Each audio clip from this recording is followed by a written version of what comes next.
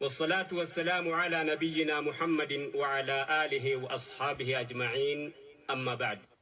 لك الحمد ربي كيتيني نبدا افتديني رحمتك كيتيني لك الحمد ربي أرجو ما كيتيني نبدا افتديني رحمتك كيتيني بسم الله مكا ربي تنجل كمنا الرحمن الرحيم تلزا بربانا وانو جن ربي نفقر كارسفنا الحمد لله قلت قلفنا إني نقر قران تكامل ددمنا وربي تباقنا وسواس شيطاني نبدا افتديني رحمتك يتيني إرقما رحمتا وكرب نوكنه محمد كنية رحمة بوفنه رحمة أمنا كنيا هما ننجرمنه أهلي داب صحابو تكالكو سنكبنه مؤمن توتا هنداف رحمتك دنه إتدنقلا سوكنا ددنكمنه قفتا رحمن ديسا واجلان الرنه إسرقا بربانه تكابران نبنه ربي سيكارنه قوتم تو إيماني نبدا افتديني رحمتك يتيني إرقاكو سلام تا دانين جلق بدا سلام تا إسلامان سنتدا مدا والسلام عليكم ورحمة الله وبركاته نراجة وبدها ميك اللين سمرا نراكي بلدا أهل لا إله إلا الله دانا جلدا مالكو سنتايتنا رقل الفدا أبولي وانكو أمس سيادة فدا دعاهي كيسني نبي ردا بدا ربي نران نغينا غها درغادا كنونا غرغارا لفينا سمدا إسنا سمنا واسنت مدا بنا رغي فدا غرا قلبي تيني نبدا افتديني رحمتك يديني سونير قابرات جنتر كام فني كربين كينيا إسلام مانو كني الحمد لله جتوا كان رام فني كراديني أكي كنوتي كبني هوسو منو بني سلاوا سلبني أكجرا سنانو تسلا بني سلا خرامي تي دنيا تو سلبني أرجو ما خالقا كيسا بدا فمني رحمة زاكي سارب منو كنه يا خسارة كينيا يوتين فيدمنه تولني نو كنه رحمة زاتيني نبدا افتديني رحمة كيتيني لا إله إلا الله يا جتشا قرر جتشا جالو إتايمتارا كاني كمين دملي همّا قيارا يا نمتي جربين كيسي تلججرا غير لا إله إلا الله بدا سهندرا ربي سفلتي الدنيا كنرا لا إله إلا الله قل في بنكرا يا نمه كنرقت بوتي تكرارا الدنيا آخرة سيتلتي جرا نبدا افتديني رحمتك يتيني نمني لا إله إلا الله فهمه هلان دنيا آخرة إزرى بنمه داندي دبان قمني أنا مردمه إسرقها بهو فنبيون نرقمه قرآن نبي كين يتبو فهمه وان دبريف وان نفو إساتون السلام عليكم ورحمة الله وبركاته أبليين كي يخسلاما خد دنيا رجرتن هندينو أبليين كي يخورو مداكن كريستيانا في واقعفتا هندي خيسانو سلاما نخي يخوني الرابوك أكما يرو برات بلافا جرتن اتسناغو جر جرتو لما أستاذ رايا أبا منشا ركو خيس جريات چودان إدو تنا أدون غرغرا ديما جرتي إسي تنا لالچي سودان وان نتيس كل ليفن نجرا وان أبرايان أستاذ رايان جي اس نجرا إسي تنا را دبچودان لغان إيسا جرتي مال قدوك أبنا تنيا تورتي مريقونا كارا لمداتين مجلسني أحباش خوجاني دان آنغوك أبتي متا إسلاموتا قباتا ودان amantii teenya jallisuu irratti fi ummata islaamaa dararuu fi dararaa adda addaa keessa naquudhaan hojjechaa jiru fi ture itti gaafatamaan isaanii aangoo irraa ka'ee jira. Xalayaa galfatee jechaadha. Xalayaa isaaniitiin marii isaan godhataniin kabakka saabwee beekamee jira. Haa ta'u immoo mootummaan xalayaanni galfatte kana siinqee balluu jetteeniiti jalaa diddee jirti. Yeroon ammaan tanaan dubbadhu kana dhimmiti amantii teenyaa dhimma tuqaan taane mootummaan harka keessa galchachuu tasuma tanuutis irra falmannuu fi hin deeggarre. Isii tanarraa haasoyinaa dhiyaadhaa invite share naa godhaa. Ustaada Raayyaa Abbaa Mancaa ijaa fi gurra afaan keenya ta'uudhaan diin keenya goda hunda akka wal ga'u taasisuu irratti shora guddaa taphachaa tureen walaloo quraanaa zikrii quraanaa tanni dhiyeesse tanaan sagantaa teenya ceenaa dhiyaadhaa xiqqoo boodanii eegalla.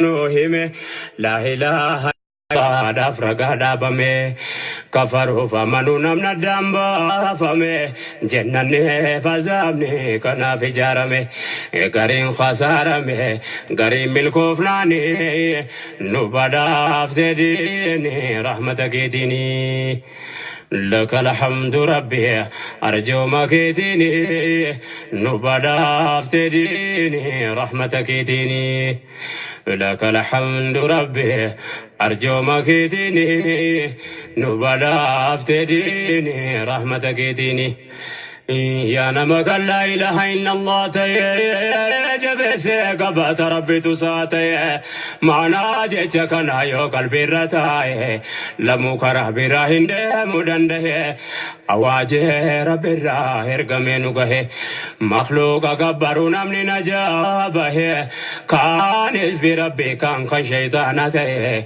كان اتخاذاره كان مرادقه وياده والقه طول ربي تيني نبدا افتديني رحمتك تيني يا نما لا إله إلا الله انقلب ويتمانا إساك صوتي قلال نما أفقادين جدو ربي وفي ملي قل أنتم ما رحمنت قلبي ساتي قلي أمري ربي أدا قبه والقلي قلتين سقولي ربي أوه ملي يا نما لا إله إلا الله انقلب أمري مسلموت أيو ياتي سملي دقاتي هرام فتي تكاولين بولي غافنا ما تولي أكاس فهمين ديني نبدا أفتديني رحمتك تيني يا مؤمن ربي في تاتي قلبي جاوا قمد دينك يا رابور ستولجا وانتنو قبرو خالقاتك جا نبي محمد كمنا نبي جا. السلام عليكم ورحمة الله وبركاته. وبليانك يا خسلاما خد دنيا رجرتن هندينو وبليانك يا خورو مودا كن كريستيانا في وكيفتا الرديبية سلامتك يا خوني الرابوكي لفجرتن التسنينجا جر جرتو. Ustaad Raayyaa Abbaa Mancaa ijaa fi gurra afaan diin ta'uudhaan biyya teenya keessatti baroottan dheeraa irraa eegalee ijoollummaa teenya irraa eegalee nama akkaan dalagaa isaatiin diin babal'isuudhaan beekamu. Ustaad Raayyaan Abbaa Mancaadhaa rakkoo keessa jira jechuudhaan oduun deddeemaa turte hundi keenyaa quba qabnu. Gargaarsa isaaf haa goonu jechuudhaan namoonni adda addaa himannaa adda addaatii fi tattaaffii adda addaa godhaa jiran. haa ta'u Ustaad Raayyaa Abbaa Mancaa viidiyoo isaa karraan tana gadhiise irratti wanni inni dubbate ni jirti. Rakkoon Ustaad Raayyaa Abbaa Mancaa rakkatee jira jettu tun eessaa kaate ta'ettu laaluu barbaachisa. Ustaad Raayyaa Abbaa Mancaatoo rakkoo tana niin qabaa jechuurraa maaf qusate? Ani rakkoon qabuu jee jira. Viidiyoo isaa kana dhageeffannu eegas booda bakka rakkoon irraa kaatee fi waan jira hundaa waliin laallaa jechuudha. Dhageeffannaa. Waan jirtanii nagama.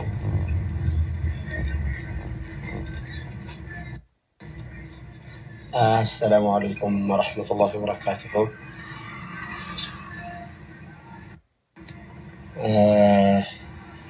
اوكي اونلاين يكون التفاتيراتي إن شاء الله. الحمد لله رب العالمين والصلاة والسلام على رسول الله صلى الله عليه وسلم. وبعد ارجعوين دامتشو بربادة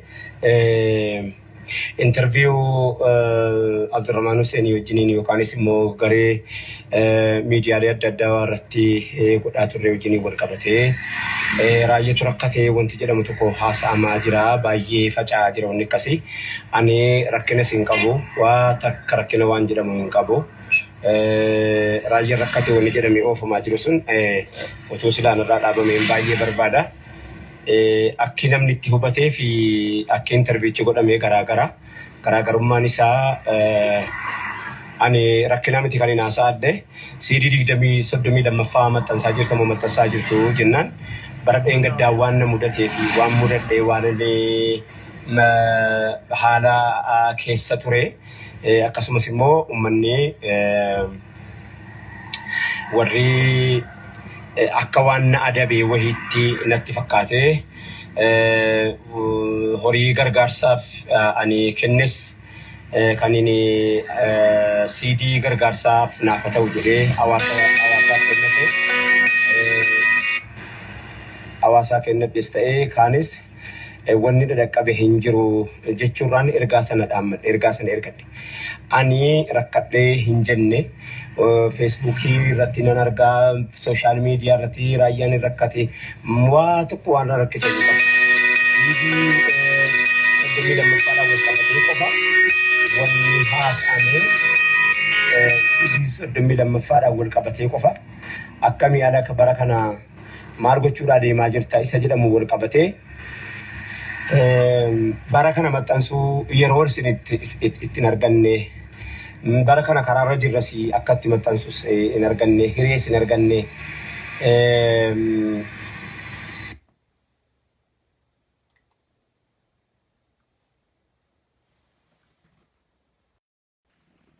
haasaa ustaad keenya ustaad Raayyaa Abbaa Mancaa ija qalbii qabduun gad dhageeffadha. Gurra qalbii qabuun sirri gad dhageeffadha. Bakka irraa dubbiin tun kaate jechaadha. Ustaad Raayyaa Abbaa Mancaa amantii islaamaa haa qabaatu malee nama oromummaa isaatiif eenyu olu ilmaan Oromoo kiristiyaana islaama osoo hin jenne bakka rakkoon Oromoo jirtu hunda dhaabbachuudhaan dirqama oromummaadhaa bahachaa jiruu fi bahachaa ture. Ustaad Raayyaa Abbaa Mancaa rakkate jechuun Oromoon hundi rakkate jechuudhaaf fudhanna. Ustaad Raayyaa Abbaa Mancaa jiruu isaatii fi jireenya isaa guutuu ilmaan Oromootiif if kannee keessattuu amantii isaa lalisuudhaan amantii isaa goda hunda akka seentuu fi hulaa hunda akka seentu gaafa televizyiinni hin jirre gaafa reediyoon hin jirre gaafaanii fi wanni amantiidhaatti babal'isan hundinuu dhabamtee jirtu hundatti rakkoo amantii islaamaatii fi babal'ina amantii islaamaa irratti nama if kutatee if kannatee wareegama irra kafalaa jiruuf jireenya isaa hunda hojjechuudhaan amantii teenya akka karaa qaceella irratti barannuu fi turru nu taasisaa ture. Ustaad Raayyaan amantiidhaa qofaaf ka hojjetu osoo hin taane oromummaadhaaf ammaas bakka rakkoon Oromoo jirtu hundatti bakka ilmaan Oromoodhaan beelawan jaanitti midhaan baadhachuudhaan geessuudhaan bakka ilmaan Oromoon dheebotan jaanitti bishaan baadhachuudhaan geessuudhaan bakka ilmaan Oromoo ciisa dhaban jaanitti firaasha baadhachuudhaan geessuudhaan bakka ilmaan Oromoon rakkatan jaanitti rakkina adda addaa hundattuu walitti qabuudhaan Ustaad Raayyaan kun kiristiyaana kun islaama osoo hin jenne dirqama amantiin irra keessa hojjechaa ture. Amantiin teenya akka nu ajajjutti nama kiristiyaanaa rakkannaan gargaarii jetti. Ka islaamaa qofa gargaariin jettu. Ilma namaa akka keetii rakkoonni keessa jiru amantii isaatiin alatti gargaarii jetti. Ustaad Raayyaa Abbaa Mancaa san hojjechaa ture. San dalagaa ture. Rakkoon irra geesse jechuudhaan oduun deemaa turte kun hundinuu. Ustaad Raayyaan ilmaan Oromoo miliyoona 50 bira rakkoo himachuun isatti qaanyiidha. Namoonni tokko haasawaa isaa kana laaluudhaan akka maletti warri hubatanis ni jiran. Shaaxiroomuu qabna. Aaqiloomuu qabna. Gurra ija qabuun waa dhageeffachuun gaariidha. Irra deddeebi'anii ija qalbii qabduun waa daawwachuun gaariidha.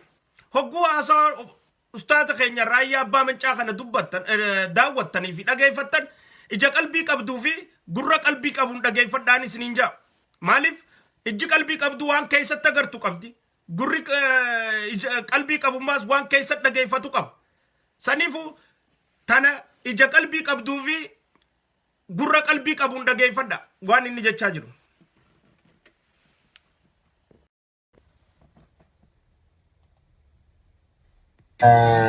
Yeroon gattaa'ee barreessus hin qabu.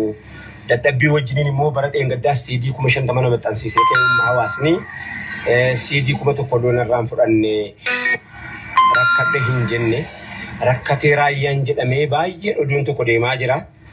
Rakkina waan jedhamu hin qabu. Haasaa kana sheer godhaa waliin naagaa. arrakkina waan jedhamu hin qabu hin rakkanne waa takkallee rakkadhee sin beekon takka rakkadhee tun beeku mush amma rakkachuu dhiisiiti an takka rakkadhee hin beeku alhamdulillah faaruun kan rabbiiti siidii 32 akkam gochuu deemtaa akkam gochuu deemtaa isa jedhamu dhiibbaa hawaasaatiin hawaasa akka kana na eegaa jiru akka irraa callisu dhabee amma jalqabeera inshallah yoo rabbi jedhe immoo torban kana keessaa biiznillaahi ta'ala hojjedhee xumuree nan jedhee yaada garuu ta'u malee immoo muhaadaraan sagantaan ammallee amma ramadaana 15tti sagantaa jira isa tokko xiqqoosii biizina godha jedhee yaada malee ani raayyaa rakkate jedhamee wanni adda addaa namoonni peejii isaanii irratti namoonni gurguddaan baay'ee isaanii haasa'anuun argaa jira wanni horiidhaan wal qabatte kun naaf hin taatu wanni horiidhaan wal qabatte kun xiqqoosii anaa wajjiniin nagaa walitti hin qabnu maqaa nama balleessiti mataa nama balleessiti waan ta'eef wanni akkasii kun garee gargaarsa raayyaa wanni jedhamu kunis anan barbaachisu waa takkadhe garee eega baname jedheen calluma jedhee jaallalaa jira malee garee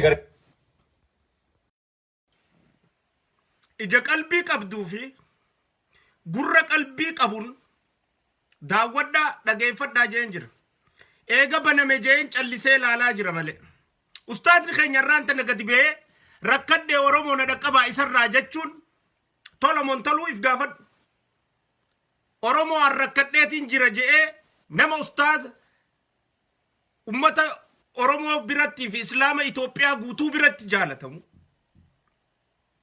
kabaadiyaa kaabaa kibbaa hunda biratti kabajaa qabu ulfina qabu akkana keeysaan jira jee gabbee dubbachuun warraan toltu irraa illeen bareedu nuti dubbiina qulqulluun hanga dhuftuutii fi adda baatuuti eegaa turre peejii keenya irratti illee hedduu maxxansaan turre rakkoo deemaa jirtu tana amma immoo eega sheekh Abdurrahmaan Hassan haasa'e booda sheekh Raayyaan akkaawuntiin baname akkaawuntii sheekumarraa fuudhan telefoona isaa kamaxxansanii sheekumarraa fuudhan eegas booda dubbiin tun babal'attee bakka iyyuttuu dubbiin deemuutu sheekh Ustaaz Raayyaa Abbaa Mancaa gadi ba'ee akka dubbatu isa taasise amma malli malliidha wanni inni reefuun tana ija qalbii qabduu fi gurra qalbii qabuun dhageeffadhaa ija qalbii qabduun daawwadhaa jeef wayiif ammallee sanumaan daawwadhaa. Gaarsa raayyaa wanni barbaachisa waa takkallee alhamdulillahi rabbil aalamiin akkan bareedduu siin jira akkasitti akka hawaasni naa hubatu sheer godhaa waliin naa gahaa afwan jazakumullahu khairan ayye.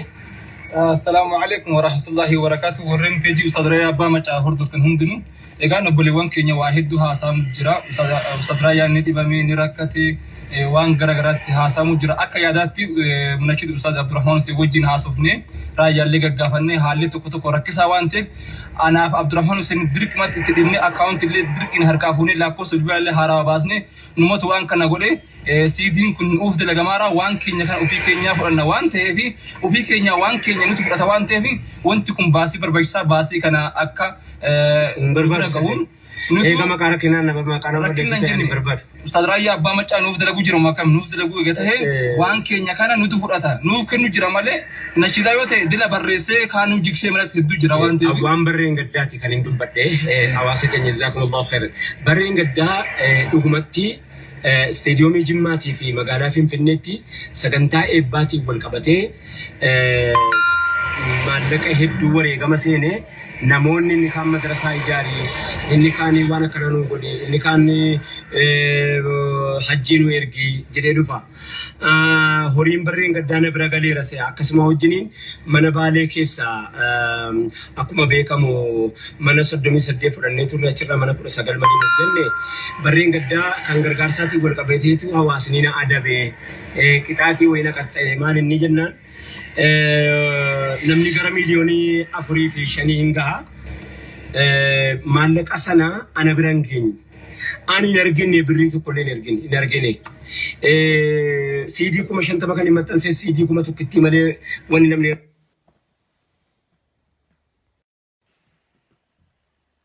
maallaqni kaaseeta gaafa inni maxxansu finfinneedha moo adaamatti addaaraashni kireeffamee maallaqni toora 400 way bahee qophiisan qopheessuudhaaf qophaa'e maallaqni achirra bu'ee miliyoona 4 hanga 5 ni gahaa je maallaqni san hundi tokkolleen ka isaa galee hin jiru maaltu jira jechuudha liqiin silaa maallaqa san inni itti fuudhee qarshii 400 fi way hojjate sanuu rarraatee taa'u jirti jechuudha yoo haasawni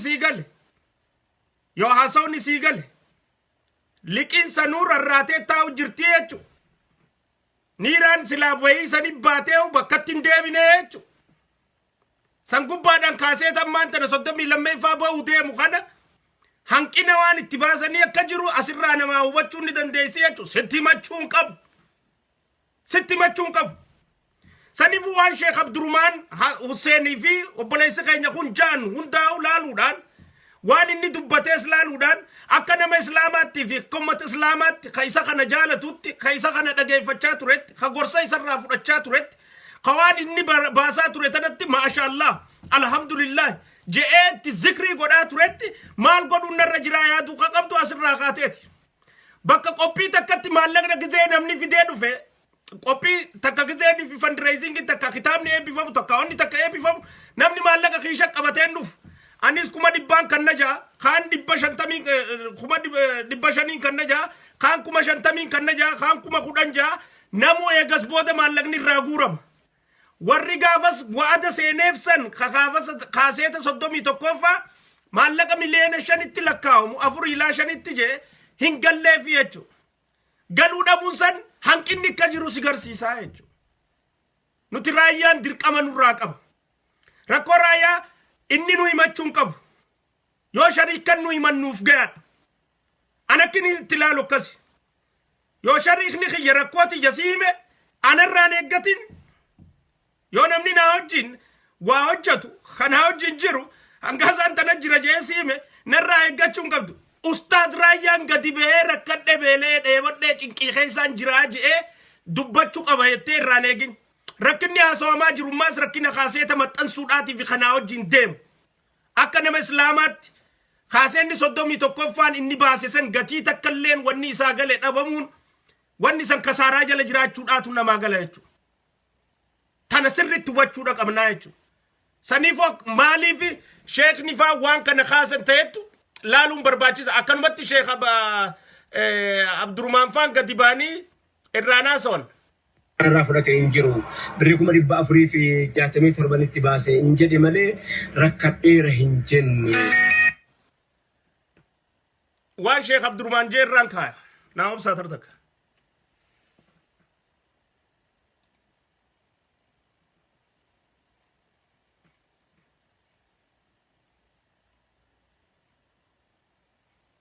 maaliif dubbii wal qabsiisanii laaluun barbaachisaadha waan deemu jiru wal qabsiistee gizee laaltee ma'aanaa irraa harkattaa jechuudha irraa sii galti wanni san taamtuu tamtee maaltu maaltee irraa sii galaa jechuu haasawu akkasitti oofan moggaa takka qofa qabanii hin caaniin gama lachuutu qabaniiti waan jiraa waan dubbatame laalanii murtii fi iddutti kannatanii jechuudha naa obsa oliin baasu jira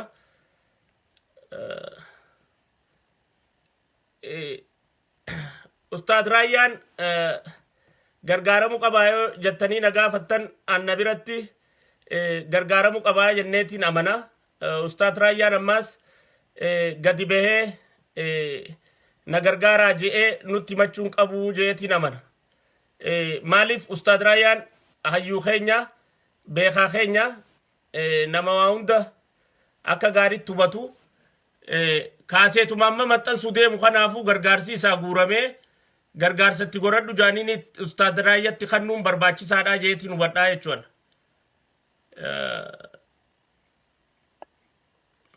naa obsaame wanta haasawa Abdurrahmaan Sheekh Abdurrahmaanitu na jala miliqe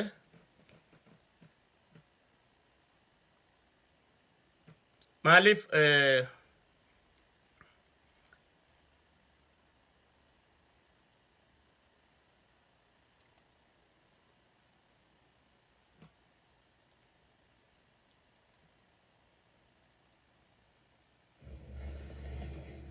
dhageeffadha. Godha. السلام عليكم ورحمة الله وبركاته. وبليان رانتنا كاستا رايا بامجا ديدمي في أنا صدمي في لما فان مال الرجله حالتي كباودن دو كمي حالتي متى جودن دو كمي أكمين كاسين نخون حواس عجين والجودن ده هو ديسي ولما قال الرها سيناتيتي وليا ما خود ترى تكون تركي نرى ربش الجرمالي يعني جاهلية يا جلال يا ربي قدين ما كيس أجرت وليهم ركنا تكلهم قبل ما تخينا أنا كخيتي رأي أبا متشع رب ما تنو خن جيتي هذا خن مرب الرانو تاتي وما تخينا خن متتكا بلاس ربي اللي رو ما تخينا خن ابنو خن يجي إيواني يا تتكاني رأيان مالي في جتشوتا دي لخن جت يجون تاني جت نيم بيخا نبيتانيسي وانتهس بيتان وان جيفس بيتان جتان أكتيت تانيس قبض وانتهفي رأي أبا متشع قاف ما على ترى ربي نوف خن هذا وننجيف بوي مدرد على ترى تكان مجرين سايا ديم تريان جرون تي كم تهوك أبدي فول درخ يكم تهوك أبدي تكان وما تاسات يا ديمتي أكملتي قاف ما تكاد على تي إنكم بيتن قدينا جمّا على تي قدينا جمّا خنا خيسة تين قدّا نجارو رايان رايان كابسو رومو خيسة قدّا كابسو سبا خنا خيسة قدّا maal fakkan yattee jechuun oltanii meeraayyaa abbaa maccaa gaafuma dura inni dhalatee ijoollummaa isaarraa ol guddateerra guyyaa tokko osoo lolarra jiranii lola keessatti deengadduma waggaa karaa deemnu gaara san keessa waggaa deemnu naa hime namtichi tokko je'ee waa'ee namticha takkaa naa himee turerra waan akkaan naa ajaa'ibesanii immoo akkaan godhu dhabeetiin akkaan itti dhee aara bahus dhabee muka gubbaa qoree mukarraa dhawee galee jedhe. Namtichi tokko dhufee mukarraa dhawee taate ka mukarraa dhawee jee maqaan abbaasee jee mukar namni bakka ciisuttu jechuun nama eebbisaa addunyaadhaa kan jedhan osoo deemu daaroo labuu magaalaa karaa naannoo macha wanni kaasitaa kabara gubbaarraa kana fuudhee itti geessinan mataa qabate kaasa 17 booleem 17 uuma normaal walaloo fi zeemaa qabdu 17 baase annama kana arkuun qaba jedhu boota kaasita inni itti hattamu dhaqee bootaatti hattaman jechuun boota waraqaatti hattaman yeroo geessu anis dizaayina dalagee yeroo geessu maal jaan yeesa wiyyoo gurbaan kun nama addunyaarraa nama ajaa'ibaati jaan garuu ummata isaatu isaaf hin beekne malee nama addunyaa keessaa nama ajaa'ibaati jaan ummata isaatiitu yoo hin beekneef ta'e malee nama arraas jiruu miti namni kun jaan bakka iyyuutti hatta bootaa kaasatti hattamnu giseen dhaquus akkas duba baleeyyan haala saniin ani raayyaa wajjin baay'inaan kaastuma isaarraa malee isaa wajjin daarektii yeroo san keessa baay'ee waliin beeku ture yeroo san keessatti inni maalirra jira ari'amee saawudii jira gaafa san keessatti biyya tanarraa eenyu jecha ari'amee wama ummata kanaaf laffe'eef jecha ari'amee nabii rabbi salawaatu rabbi wasalaamu alayhi eenyu irra caalaan namaa jannii gaafannaan anfa'uhum linnaas nama fayyadu jaan mee ummata keenya keessaa ummata islaamaa keessa namni raayyaa abbaa macaarraan fayyadaminni jira dhugatti waa hedduu an akka aartii tokkotti gara aartii namni lafee raayyaa abbaa macaatee hon jecha jiban ta'u isa laalannee xiqqatti baasu amata baasu isaa kaastee hoggaa dhaamsa inni keessatti dabarsu laalannee waa dila isa jala laalannee nutis akka isaa sanitti mee ijoolluma takka ta'e inni uumellee taatu haa ta'u nooma dhaggeeffatee caljeon taanu mee nutis jennee isa jala laalannee tiyoon jibaa miti hunduuf waan jiru waan takka nutis mee dhaamsaa akkuma isaa kanatti haa dabarsu guyyaa fuudheetis akkami haadha manaa rabbiin akka namaa beekaame haadha manaa gaarii rabbi kanneef ta akkami jettee isan caqaaca'inne ta isan cinqine tanuma rabbi kanneef takka haadha manaatti gaafii sammuu nama nyaattu hin gaafanne ni jiraami garuu jireenyi gaafii ni dhiisaare hin dhiisu haa ta'u garuu raayyaa abbaa macaa magaalaa Finfinnee tana keessatti ijoollummarraa Finfinnuma isaa jiruun beeka. Raayyaa abbaa macaa ammaa bakki inni galu magaalaa Finfinnee keessaa Alam Baankii bakka jaanum gala. Alam Baankii amma magaalaa Finfinnee walakkaa jirti. Waan ajaa'ibu bara 2009 bara 2000 jechuudha akka lakkoofsa Itoophiyaatti akka lakkoofsa Itoophiyaa bara 2000 jechuun amata 10 takka dura jechuudha. Amata 10 takka dura ana ijoollee mana isaa dhufeen ture. Magaalaa irraa xarfa turte bakki sun bakki mana isaa tun. Amma garuu magaalaa Finfinnee walakkaadha. Magaalaa irraa xarfa irraa achi turte. Raayyaan waan ajaa'iburraa ana akkamitti markaattoo hojiichi dalagaa akkamitti ichi dhufa jeeti kaasachi gurgura yeroo san kaasachi gurguraa stuudiyoochi wanni ichi qaban bakka kaasatti gurguran bakka hawaasaaf itti raabsan achirraa akkamitti gala jeeti lafa dheertan ajaa'ibaa ture. Waan ajaa'ibu raayyaa abbaa macaa hawaasa Oromoo keessatti akka hangaan deemu keessatti hawaasni keenya nama akka isaa jaalatu qabu nama hanga isaa irraa fayyadameen qabu jechuu wanni si garsiisu hawaasni yeroo isa arke maraatumaaf deemaa malee jettu. Jaalala isa jaalatan. Anuma qofa akkasi jaallatan si hunduma namaa jaallateedha lubburra. Waan ajaa'ibu man raayyaa abbaa macaa kan hawaasni keenya bahaa dhihaa akkasi lubbuu dhabuuf san hangam takka dhuguman nama ummataaf yaadu malee mataaf haquman qabne jechuu wanni nama argisiisurra raayyaa abbaa macaa hanga ammaatti mana kaartaa qabuun qabu jira. Manni raayyaa abbaa macaa kaartaan qabu ni beektaa? Mana xiqqaa dachii xiqqoo takkarra mana xiqqaa tokko jaaratee sanuma maatii isaatii wajjin maatii 7 moo kana qaba amma 8 moo 7 qaba. Maatii dira sanii wajjin manuma xiqqaa tokko keessa gala manni san kaartaan qabu bishaan hin qabu bishaan gandarraa liqeeffatee raayyaan keessa bishaan gandarraa waraabbatee mana san keessa jiraata. Mana kaartaan qabne bishaan hin naqamu yoo. Sheekh Abdurrahmaan Hussein inni kun jechuudha.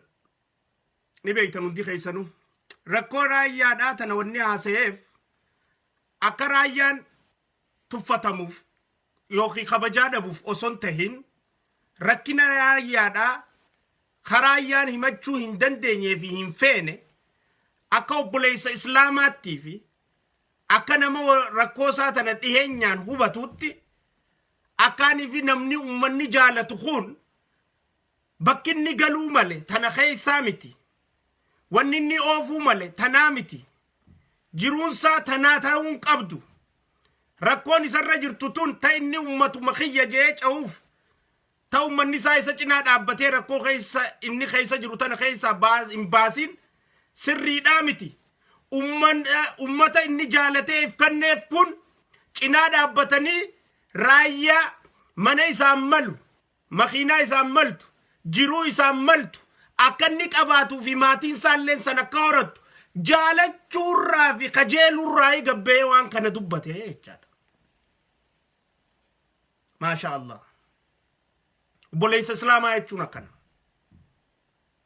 Bifa saniin hubachuu qabna. Ija saniin laaluu qabna. Anniin hubadhammaan tana Sheekh Abdurrahmaan Hussein dhugumaan raayyaa abbaa mancaa lubbuurraa jaalata. Namni ati lubbuurraa jaalattu yoo yaadattan gaafa Jawaar Mahaammadiif akkasii morminee dhaabbannee haanu bar Oromoon hayyuusaa eeganni du'e booda badhaasuudhaa miti. Osonni lubbuun jiru mana jireenyaa binnee fi akanni nuufi jennee Feesbuuka kanarratti uummata kakaasaa turre. Nama eeganni du'e booda dhagaa isaa dhaabuun hawultii isaa dhaabuun maal isaa dhaabuun eeganni kutee booda wayayyu maal jechuun faayidaa takka hin qabdu. Osoo jiruu badhaasa. Osoo lubbuun jiruu badhaasa. Eeganni kutemmaa ilmaanuu kayaadatu jiru bar ni xiqqaata. Ni xiqqaata. Haadha mana isaatii fi ilmaanumaa'u maaltu isinirraa hanqate? Maaltu isinirraa bushaaye? Maaltu isinirraa fokkote? Mee maal isin cinaa dhaabbannu jee namnummaan isaan kana cinaa dhaabbatu ni xiqqaata eeganni kute. Saniifuu wal deeggaruu fi wal gargaaruulleen osoo abbaan haqa qabu abbaan ummataa dalage lubbuudhaan dachii irra jiruu ta'uu qaba. Sheekh Abdurrahmaan Hussein rakkoota na wanni dubbateef jireenya raayyaadhaa bakka amma jiru kana fi jaalala raayyaan ummata islaamaa biratti qabu fi ummata Oromoo biratti qabu wal cinaa qabeeti jireenyi isaa kana ta'uu mallee tanaa ol ta'uu qaba ta'ettuun obboleessi kiyya waan kana keessaa bahee jiruu gaarii jiraachuu qabaaf rakkoota na nuu himee jechuudha. galatoomii jennaan Sheekh Abdurrahmaan Hussein raayyaan ammoo har'a gabbee arrakkoon qabu jechuun wahuma raayyaarraa eeguu qabnu wahuma raayyaan gabbee jechuu qabu arrakkoon qabu rakkoo kaaseetaa hojii wal qabattee dubbadhe malee sachineeja kiyyaatii miti je maashaallah rakkoon qabdu ammoo akka ati jiruun keenuu jijjiiramtu si feenaa jennaan ree nuti rakkoon qabdu mana gaarii keessa akka nu jiraattu barbaannaa jennaan ree nuti rakkoon qabdu makiinaa gaarii akka nu ooftu barbaannaa jennaan ree nuti rakkoon qabdu ollaarraa bishaan hiqqicatini bishaan manaati bishaan mana bishaan qabu keessa akka nu galtu barbaannaa jennaan ree rakkoon qabdu siidii maantana oromoodhaaf islaamaaf maxxansuu deemtu tana nuusi maxxansaa jennaan ree ati rakkoon qabdu nuusi cinaa dhaabbatee bakka amma jirtu irratti idaatta rakkoon qabdu ta qabdu irratti idaatteeti nu guddattaa akkarnii fi gaarii ilaarraa nu hojjetteef galatoomisiin jennee toltu ilaarraa nu hojjetteef galatoomisiin jennee shukrii si galchine badhaasa si barbaachisu ta qabdu irratti idaattaa jennee ni cinaa dhaabbachuun ta nama islaamaa ta nama oromummaa qabuutii fi ta nama gaarii hojjete guddisuu barbaadu hundaa ta'uu qabdi jechuudha. Akkasitti amanuu qabna ree. Akkatti yaa'uu qabnu raayyaan gabbee arrakkoorraan jira yaa aliitti jenne dhaqqaba akkasiin jaweeyta. Raayyaan gad bee annarraa qallattee jirti bakka tana naafurtisa akkasiin jaweeyta. Raayyaan gabbee bakka kanaa keessaan jira ollarraayin bishaan fudhadhaa naquba qabaadha akkasiin jaweeyta. Raayyaan gabbee liqii namaa taniin kaaseetatti tolcheta kaaseeta 31ffaa 400 fi wayinarra jira jee akkasitti himuu barbaadda maallaqni naa guuramee unaan kannine jee akkasitti hime maallaqni behee qophiisan qopheessuuf akka hin kafalamin siin galtu ati akkamin siin galletu qophiin takka gizoo qophooytu maallaqaatutti baa maallaqni behee sanuu isaaf hin gallee ta'ettu jechuudha Sheekh Abdurrahmaan tana dubbatee jira jecha isaan lameenii tokkoo jechuudha dhageeffadhaa waan Sheekh Abdurrahmaan maallaqa qophiisan irratti bee dubbate.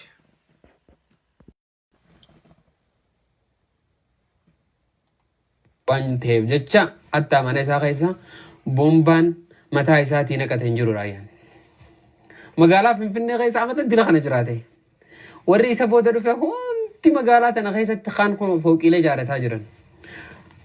Maali raayyaa wanni inni dalagu daldalaadha. Finfinnee keessa inni hojiin isaa maali? Makiinata hojii taphadhee akka namni ijoollee fi wanni inni jee wallaahi waan si boochisutu anjee galgala wayitaa walgahii boota adda addaa waa'ee islaamaa waa'ee oromummaa dhimma adda addaatiif dalagee yeroon dhufe halkan sa'a malee hin dhufa jee ijoolleen tiyya rafan jee ganama odoo isaan manaan baane wallaahi amma guyyuma deemne san guyyuma amma jimma deemne kan hin siin jee kana halkan subii خرج سالان يوم سينجس تنكجم ندو جنا مودو إنسان الريبان خانن كأخوتها قال قري يجي سعرفانين رفع إنسان ما جول أركضون أركض يجدو جول متيا يدونا جالة تاني نوجي تبجو فلاني هيري إنسان دراغو أرمى دفع هاجلو ما جت أمدو بيكنا ما تدقيم والله نما تدقيم دو والله وانا ما بوجي سدو أكستي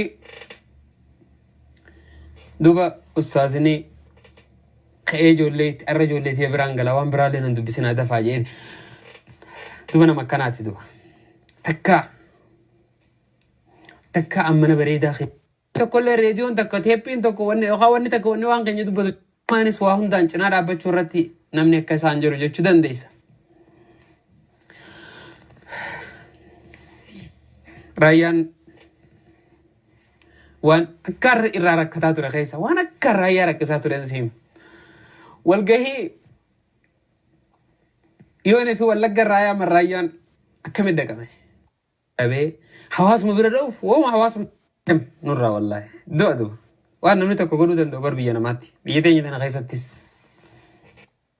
إرارة كمسان جور إفما والدي بسي والدن دي أخاسن إرارة الرمو مهمي قاسة خم غرغريتي برد بري خاصة لما باسي توري متى برد بري تين جواب سيما رايا بامج برد بري خاصة لما باسي توري خاصة صدمي ما فاهم صدمي تكفى ده سرين ده كيف ده بكاسة صدمي تكفى يرو ده لو بيسي إيه بسني وان كتين غرغارمك أمنا eebbisnee hawaasa keenya hawaasaaf duubaa qabna namaaniif biraa qaba hawaasa kiyyaan na jaallata hawaasa kiyyaatutu rakkoo tiyyaas naaf beeka jee eebbisu qabna yaada jedhu murteessa kaasa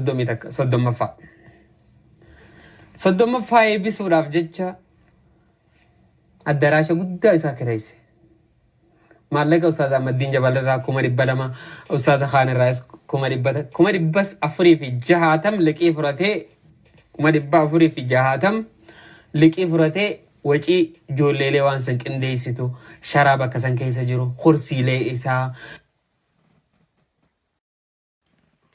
maallaqni kaaseeta eebbisuudhaaf gizee qopheessan 460 liqiin fudhatamte addaraasha kireessu ijoollee bakka san dikoreet gootu kursiileedhaa fi waan achi barbaachisu kaaseeta maxxansu qopheessu xalayaa yaamisaa godhu waan kana hundaaf bahii baatee turte hubadhu. Achirratti namni dooneeshina godha gargaarsa gargaara bahii sanirraa galii argamteerraa bahii hirrisanii silaa galiin argamte san tirfiin argamte san isaa fi gargaarsa isaatiif akka ooltuu fi qophiin san qophooyte qalbeeffadhu. Maal taateeree qophiin san dhageeffadha. keessummaa afeerraa waraqaa afeerraadhaa akka kitaabaatti kaasita san walaloo isaa barree maxxansuu kaasita CD qofa bara dabre keessa CD hatta mijaaniini CD meeqaatti mini beeyta 50 CD 50 attamidu CD 50 ka qarshi meeqaan attamama maalin jee maalin sim CD 50 Islaamni Oromoodha lakkoofsa meeqa tilmaama dhawadhu yoo herrega Oromoon Islaamaa lakkoofsisi meeqa nama beeku taate. San keessa ammoo inni tilmaamaan meeqa maxxanse jettee gizee ilaalte 50 jecha. Maaf lakkoofsa Islaamaatiin hin maxxanfatinii gizee jette hundi bitaayii gaafii jettu kaastaa jechuudha. Humni 50 maxxanee maaltu maal ta'e hoo? Dhageeffadha Sheekh Abdurrahmaan Hussein. Adda mira raayyaa abbaa maccaa bara dabre keessa nama adda addaa irraa liqii fuudhee addaraa isaan irratti uummanni keenya walitti qabaman guutan bakka adda addaa irra addaraa shafaan gubbaa irra guutanii seenaa raayyaa haasawanii qabsoo isa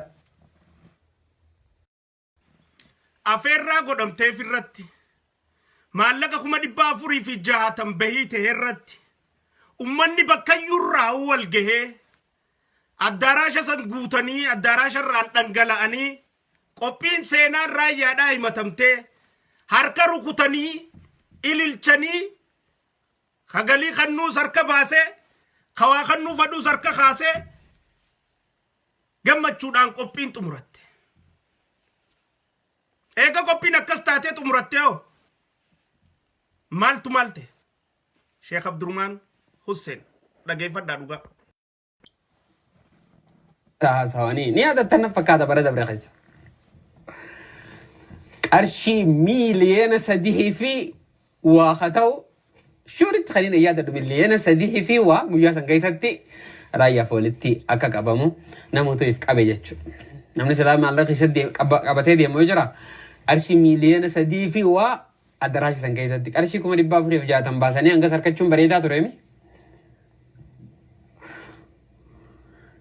Namni hundi anqarshii hanganaan qaba anqarshii hanganaan kanna jee if qabee deeman nuti hundi gammanne alhamdulillah nuti warra hawaasa keenya fuuldura dalayna jawafillee abdiin keenya raayyaadha raayyaan akka sarkachuu nuufis abdiidha gammanne nuti illee jiru alhamdulillah ustaaz raayyaa 460 beeytee namni mana gubbaan dhangala'ee baay'atee jechaadha. Eegaanii fi daawwiin kuttee namuu mirqaanaan hamileedhaan maallaqa kannee maallaqni hangi miliyoona 3 fi kanni beekuu beeke kanni itti beeku sanii ol ta'uu danda'a. Maallaqni hangi san bu'ee alhamdulillah jaanii namuu gammadanii bakka san irraa galan. Maallaqni san galee fi obbo Raayyaadhaaf osoo galee fi bareeda. Hin gallee fi maaliif hin galliniif maaltu maal ta'e maali rakkoon uumamte. Dhageeffadhaa Sheekh Abdurrahmaan Hussein. yan arkachuu nu gammachiisa waan ta'eef gammachuu bakkaaniif haa'uun dhabe ummata kanaa qabna edaa ummata nu jaallatu qabna ummata kanatti lubbuu fi illee qabeenya fi biroo kutee nu honnu qabna hedduu gammanne dur waan si ajaa'ibu waan garaa kana si nyaatu waan qalbii si cabsu sadraayyaa dhaqee yeroon gaafadhu wallahi qarshiin kumni kudhan hin galleef qarshiin kumni kudhan hin galleef Malaka dileef qaban sarra qarshii kuma kudhan hin gahu wanni miliyeena sadii fi waa kanni beekurra kawaada seenanii firra qarshii kuma 460 liqii taatee osoo jirtu maallaqni hangi galee immoo qarshii kuma 10 hin geenyeef maaltu nu qabate maaltu maalte warri maallaqa kuma 100 kanna kuma 200 kanna kuma 50 kanna jeeyo hoggu maallaqa waada seenan san gaafataman maal jaaniini turan Sheikh Abdurrahman Fadaan dhageeffadha igale inni nama qarshiin takkallee nu naan gallee duba liqii namarraa guurte san akkam goote ustaasa gareen sumayyotaa fi bilaalotaa hedduu haa galatoomanii qarshii kuma 100 takka bara dabre keessatti qarshii kuma 100 takka sababa kaasa saniitiin naa kannanii je qarshii kuma 100 afran jirurra qarshii kuma 100 takka firraa kafalee qarshiileen taan akkasumatti taa'u jirantu hin kafalle maallaqa namaa sannaaf eeggatan jeetumaan abdadda yoo rabbi jee niin kafalaa yoo rabbi jee mana kiyya kanallee gurguru numaan kafalaa fi anarraan tanaan bira dhaqee bar mana isaatti akkamtu maalu battatanarra maallaqni kuma 360 mana felleen ammallee isarra akka jiru akkan kafalamin sii galu qabdii jechuudha inni kun irraan dhaqee jee isa bira dhugaa beekaa jechuudha rakkoon saatun akka hiikkattu barbaada cinqiin saatun akka furamtu barbaada liqiin isarra jirtu tun akka irraa kafalamtu barbaada obboleessa keenya kun gammachuudhaan akka dalagu barbaada bakka isaan malte akka galuu barbaada mana isaa keessa bishaan akka jiraatuuf barbaada manni isaa kaartaa akka harkatuuf barbaada makiinaa isaan maltu akka uffatu barbaada nuuf ifkanne nutiis isaa ifkanninee jireenya isaa akka jijjiirru barbaada tanaaf Sheikh Abdurrahman Hussein wanni gabbee rakkoo tana ummata Oromootti ummata Islaamaatti ummata saba saatiif jaalatu harraayyaan ummata Oromootiif galata inni ummata Oromoo biraa qabuu fi adoddii fi sabboonummaa inni Oromummaadhaaf qabu hojii inni hojjete hunda madaalchisee bakki ati galuu balte fi jiraachuu malte tanaa miti kasin geenye as jira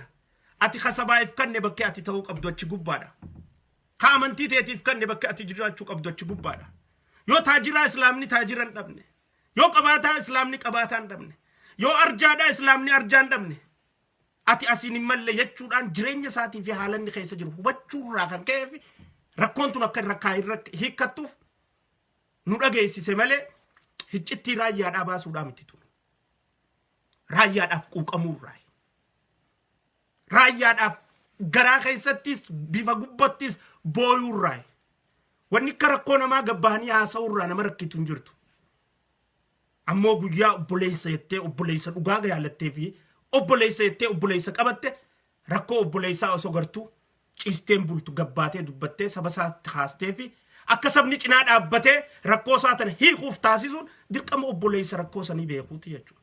Rabbiilleen irraa gaafata obboleessa kee ka islaamaaf kanne obboleessa kee ka ummataaf kanne obboleessa kee halkanii guyyaa ilmaanii fi jaartii isaa dhiisee olii gad ummata isaatiif bututtaawaa olii gad kaatee hojjechaa jiru kana rakkoo isaa tana keessa akka jiru ni beekta maaliif itti callistee itti ilaaltaa gaafii jettu itti dhiyaatti san jalaa bahuu qaba sheektichinis obboleessa koo osoo gartuu rakkoo inni keessa jiru maal gooteefi obboleeyyan islaamaa gaafatteefi taajiroota islaamaa gaafatteefi rakkoo isaa tana irraa hiikuudhaaf namatti himteefi ta'ettu gaafii dhufaa jechuudha tun iccitii baasuudhaa miti yoo amantiin siin galin malee tun dirqama warri maallaqa irra jira kawaada seene san akkuma isaan jaanii sheekticha faadhaaf deebisan afaan Sheekh Abdurrahman Hussein irraa dhageeffadha. wanni sanji eeroon hedduu sammuu kana nyaateetiin anummaan wallaahi nama faayidaa qabu miti ni finjeeka anummaan kunu nama faayidaa qabu mi wallaahi anu nagumaan Abdurrahmaan jee deema malee raayyaa abbaa macaa kana hedduu irraa fayyadamne akkanatti akkam keessa jirte jee gaafachuu dhaboo kiyya anummaan nuun hin dogoggoreen jee nadhageemi wallaahi mimmaaniin naqabeewwan siin jeesittiin kajibudu nadhageemi liqii namaa narra jira barata birraa yeroo jee maallaqa dila san namniif qabee har'aan tana namni sheem salphina wallaahi if qabee namni tokko gaafatanii qarshii 100 qabee guyyaa san bara dabre keessa gaafatanii kajee khanni khaynaan warra adii si jaar raayyaa gisee san namnummaa naa kannuuf hin jee malee raayyaa maallaqa dhabeetiin raayyaa kannaa jee gisee waan kana dhagee raayyaan duuba uummata kanaaf duuba qabna akkam goona. Bakka waada seenanii 100 waada seeneeti harka baasee hogguun hiraa san kan nijaanii gaafatan an nama biraatiin hamilchiisuudhaaf xabiyaa shaneedha jechuudha. Xabiyaa gadheedha. Xabiyaa shanee maallaqa gisee guurtu kana gooti. Nama isiif nama kakaasuu qabdi keessaa ka maallaqan kanneen. Islaaminaa keessan jirtu wanni kana na'alatul shayxaanal. Shayxaana kun. Shayxaana. Waan shaneeti tun xabiyaa shanee ta'uu hin dhabus namichi sanu. Nama islaamaa bira wa'ada seennaa wa'ada kee kabaju qabda. Wa'adni wa'ada. Dhumatti. Ballama namaan seenin. Siin jaaladha jettee, siin fuudha jettee, siin maarree godha jettee, tanaan sii kanna jettee, taniin sii kanna jettee. Don't promise a promise if the promise you promise is not the promise jetti faranjiin. Waadan seeninii waanni ati seentu yoo wa'ada kabaju taate malee. Islaamni waadan seenu seennaan ni kabaja. Qarshi 100 kanna jee buna taate moo dubbiin mirqaana taate moo maal taate annamaan kakaasu jee malee ogguusan raayyaa fi maallaqa kannaaye raayyaa hay akkamitti maal raayyaa rakkoo maal qabaa raayyaa maallaqa kannaa jaa jechu eenyu waada seen isin jee waada seennaan kabaju waanaan munaafiqa jechuuti munaafiqa warra rabbiin abaare keessaa munaafiqa shanee munaafiqa saniif bakka walga'iitti ka maallaqaniin kan na jee'u hin kannu nama dura utaaleetti maallaqaan kan na jaa dhiisa waan hin goone jaanii hin godhan waan biraa godhanii tabiraas sitti himan xabiyatul munaafiq xabiyaa munaafiqaa qaban jechuudha subhaana wa ta'ala rabbiin danda'an ol ta'e ammallee isaanaa ajeessu ammallee isaanaa kuffisu ammallee isaanaa kasaarsisu ni danda'a obboleessa keenya immoo raayyaa ustaada keenya raayyaa abbaa mancaa dhugaasaa Sheekh Abdurrahmaan Hussein Taime rakkoon isaa akka hiikkattuuf cinqiin isaa akka furamtuuf raayyaan immoo irra gabbee gisee dubbatu irraa fudhachuu qabna ta raayyaan jees nagargaaraan raayyaarraa eeggachuu hin qabnu nagargaaraa rakkadhee na dhaqqabaa raayyaan jechuu hin qabu irraa illee eeguu hin qabnu kanama islaamatti ammoo kanama ustaata jaalatutti akka warra diinsaa jaalatutti dirqama ulamaayota keenya bakka isaanii malu jiraachisuudha jireenya isaanii jijjiiruudhaatu nu harka jira jechuudha nu nama islaama ifiin jettu an sabboonaadha kaja ummaas sabboonummaa raayyaadhaatii fi laalaa raayyaan oromummaadhaa fi uummata oromootiif qabu laalchisee isa cinaa dhaabbachuun irra dirqamaa jechuudha raayyaan kee islaamaa qofaa miti raayyaan ka oromoo hundaati oromoo hundaaf rakkoo isaaniitiif bakkayyuu dhaabbachaa ture hoggu buqqaane ati kiristaana moo islaama jeeti miti raayyaan ka gargaaru buqqaa'atoota oromoodhaa jee gargaara hoggu rakkoon oromoodha geesse beelawan gisee jiru islaamaa isin jeeti miti ka gargaaru isin warra islaamaati jeeti miti ka dhaqee gargaaru ummata beelee tokko jira jee deemee gargaara sabboonaa dhugaatii jechuudha raayyaan tanaafu raayyaan rakkoon qabu jee jennee isa gargaaruu irraa dhaabbachuu hin qabnu dhaamsi kiyya ulamaayonni biyyaalaa keessa jirtan sheekonni biyyaalaa keessa jirtan abbootiin qabeenyaa biyya keessa jirtan sheekonni biyya keessa jirtan ka biyya arabaa jirtan ka biyya ameerikaa jirtan kan kaanaadaa keessa jirtan awustiraaliyaa jirtan noorweey jirtan jarman jirtan lafa feetan hunda warri jirtan naayiroobii jirtan saawuz afrikaa jirtan bakka hunda warri jirtan ilmaan oromoodhaa ulamaayonni, sheekonni, darasoonni hundinuu waliigala yoo dandame goofandii bana keessa maallaqa roobsisnaaf nutis keessa buusnaaf yoo dandeessan tooftaatti maallaqni guuramu lafa kaaya ulamaayonni gabbaa raayyaan raahin eeggatina nagargaaraa je'ee isini gabbee arrakkoo keessaan jiraana dhaqqabaa isiniin jechuun taa'u wal qiyaamaattu gaafa qiyaamaan taatee isiniin hin jedhu raayyaan irraayileen eeggachuun qabnu eega obboleessi rabbii keessaa hojji nyaatu keessaa hojji waayilaa keessaa hojji diin gaggeessan keessaa hojji daawwaa godhan keessaa hojji bobbahan keessaa hojji ummata isaa gargaaran haalanni keessa jiru nuu hime gayaadha sheekh abdurmaan husseen irra quufnee jirra raayyaa irraa dhaga'uun nun feesistu jaalala raayyaa qabna ulfina raayyaa qabna beekomtii inni ilmaan oromoo bira qabu fayyadamuudhaan jaalatamummaa inni ummata islaamaatiif ummata oromoo bira qabu fayyadamuudhaan raayyaa cinaa dhaabbachuun yeroon ammaa jechuudha afaaniin miti xiishaan hojiidhaan mootummaan naannoo mootummaan federaalaa tan finfinneedhaa obbo Taakkala Uumaadhaa manni raayyaadhaa kaartaa akka harkatuu fi bishaan akkatti seenuuf nu taasisii fi isin jenna jechuudha gaan Taakkaladhaanis hanga raayyaadhaaf manni isaa kaartaan jijjiiramutti kaartaan itti godhamuufitti hangaanii fi bishaan itti seenuufitti itti nu cinaa dhaabbadhuu jennaan jechuudha obbo Taakkala Uumaatiin ilma Oromooti sabboona Oromooti ulamaayiidha hayyu islaamaati sheek ustaad raayyaa abbaa mancaa gargaarsa mootummaa finfinnee irraa harkachuu qabaa jenna jechuudha jarri kaanuu harkachuu jira inninis harkachuu qaba maqaa islaamaatiin harkachuu qaba tasanii alaa immoo uummanni oromoodhaa ka addunyaarra jiru heddumminni gaariidha yoo waa dalaguuf taate yoo wal loluu taate immoo waa xiqqootu irra gaarii nama hedduu wal lolurra nama sabaan waa xiqqoo ka wal loluutu irra walii gala namni sabaan hedduudha kakka keenyaa kun walii galee waa hojjechuudhaaf gaarii malee wal didee wal loluudhaaf gaarii miti walitti araarsuun rakkoodha nama guddaa sabni xixiqqaa wanni walii galuuf dubbiin isaanii xiqqeetuma dhudhumti teenya tana miliyoona 50-60 mana 50 miliyoona 60 seentii jechuudha gurra miliyoona 60 keessa seenti kana keessa kadidee hafuu jira walii galchuun ni ulfaatti nama heddummina keenya kana fayyadamne immoo yoonummaan hundinuu qarshi dhibba buusne raayyaa irraan tana ground plus 2 finfinnee keessa bituu fi dandeenyaa jechuudha let's nama keenya ka ustaada ta'ee jireenya isaa guutuu nuu kenneef let's change his life jireenya isaa haa jijjiirruufi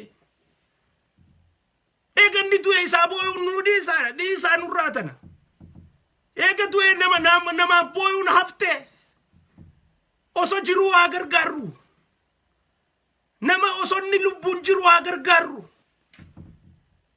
yoo rakkoo qabaachuu baatellee ta qaburra taa'ida'u haa badhaasnu mana tokko yoo qabaatellee kadhamada haa badhaasnu badhaasa bu'aa bahii sabaa fi amantii teetiif ilaarraa goote keessatti wareegama ati ilaarraatti ummata keetii hojjette jechuudhaan addunyaarraa wali qabne mana binnee haa kenninuufi makiinaadhaa wajjin fadhu haa kireeffatu fadhu firaatti haa galchu fadhu waan fedhetti haa godhu fadhu haa gurguratu akka isarraa gammachuu taate haa godhatu fadhiin tasaati ammoo nuti akka nama islaamaatti wanni nurraa dirqamaa jechuudha gargaaruu qabna cinaa dhaabbachuu qabna isarraa na gargaaraa eeggachuu qabnu jechuudha yoo hayyuu taane yoo beektoota taane yoo nama waa galuuf taane akkatti dubbii ilaalanii jira akkatti dubbii galchanii jira gaadha wanni isarraa agarrees wanni isarraa dhageenyees amma immoo ulamaayota irraan kaayaa jechuun dirqama kana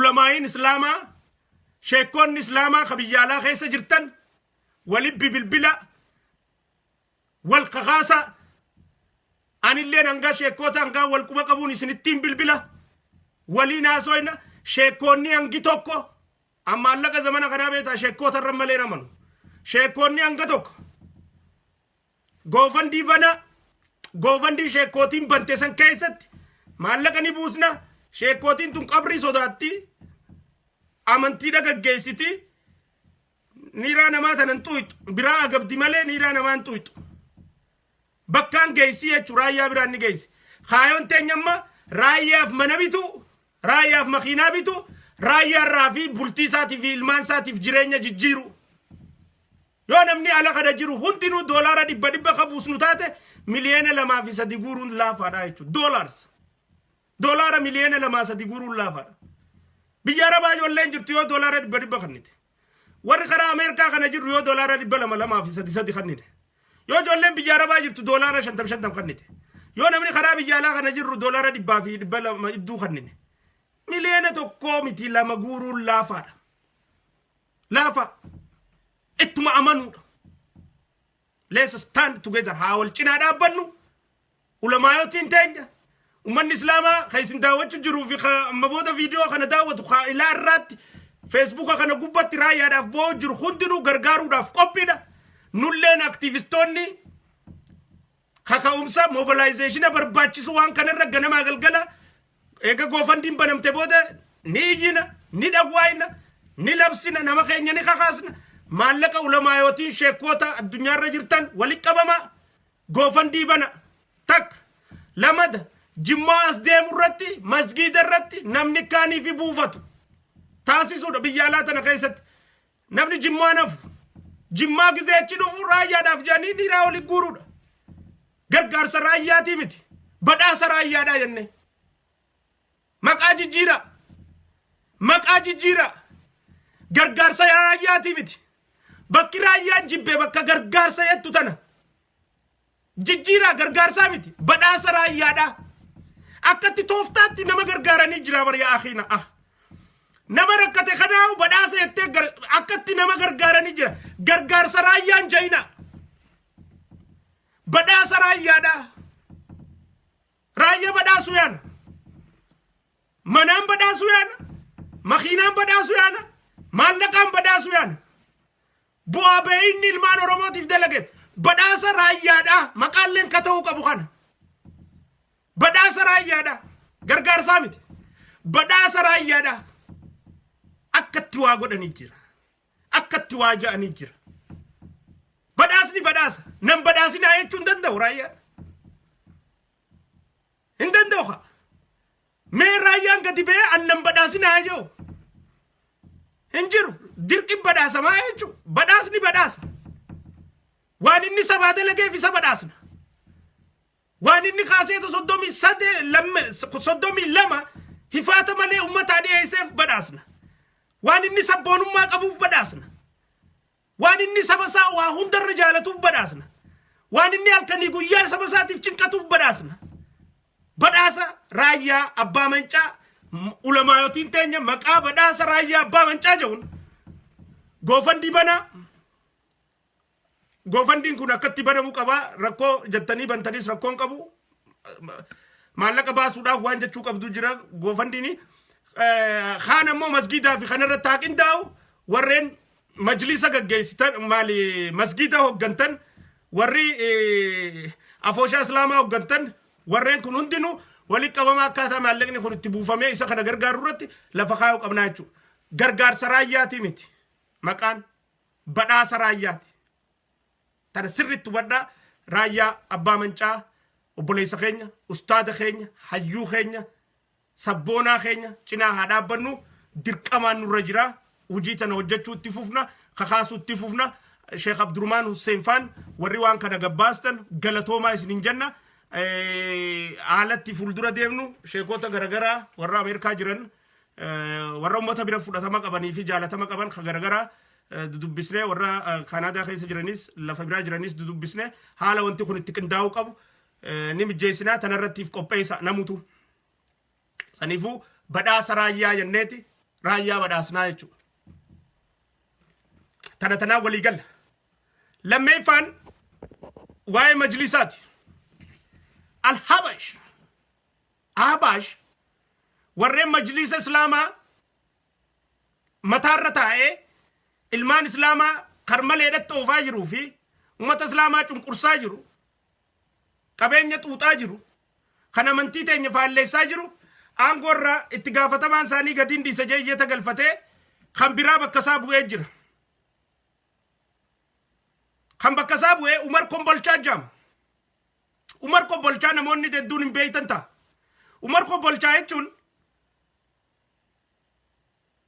fadhiidoo Ahbash leellistu. Fadhiidoo Ahbash leellistu. Warra bishaan Ahbashin guddate. Warra ilaalcha Ahbashin deemu. Warra ilaalcha wayyaaneetiin deemu. Warra mu'minoota islaamota irratti roorroo adda addaa oofu. Warra amantii teenya faan leessu jechuudha. Ahbash Oromiyaa fi Itoophiyaa irraa dhabamuu qabaan kaayoo teenya dhabamuu qaba. Hoggansa isaanii qofaa miti. Jijjiiramni Itoophiyaa keessatti irraan tadatee kan jijjiiramin yoo jiraate Ahbash. Muummichi ministeeraa Dr. Abiy Ahmed hoggantoota majlisaa wayyaaneen kaayyattee fi hoggantoota uummanni filate koree uummata waliin fidee araarsuun isaa beekamaadha. Araaramni sana immoo karaa nagayaatiin akka dhumatuuf tattaaffiin godhamaa turte. Filmaataa fi yeroon dhiyaatu hundinuu jarri Ahbash kun jalaa bada. Hin dhaqan. Waan biraa kaawanii jechuudha. Nuti namoonni Islaamaa immoo amantiin teenyaa fi majlisni Islaamaa, koreen Islaamaa hundinuu bifa Islaamaatii fi xabiyaa Islaamaatiin jaaramtee dagaaguu qabdi ta'ettu amantii qabnaa jechuudha.